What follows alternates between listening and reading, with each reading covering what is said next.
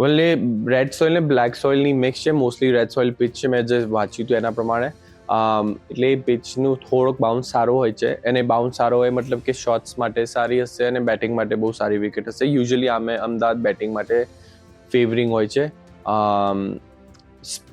Spinners માટે થોડોક purchase છે કે બાઉન્સ થાય, બટ એ સેમ વસ્તુ બેટ્સમેનને બી હેલ્પ કરે કે બાઉન્સ થાય તો તમે બોલની અંદર આવી શકો.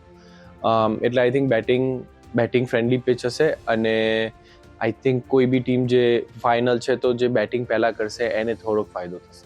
આઈ થિંક કે 180 ઉપર સ્કોર થશે, અને એટલો પાર સ્કોર હશે. આઈ થિંક 180 ફાઇનલ છે એટલે ઓબ્વિયસલી સ્કોરબોર્ડ પ્રેશર આવશે જ.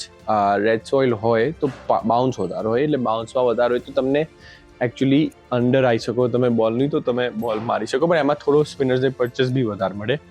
But I still feel like કે 180થી ઉપર મારવા જ પડશે. જેવી ટીમ પહેલી બેટિંગ કરશે, જો 180થી ઉપર વાગ્યા રન, તો પછી જે ટીમ બેટિંગ કરશે પહેલી એને થોડોક ફાયદો થશે.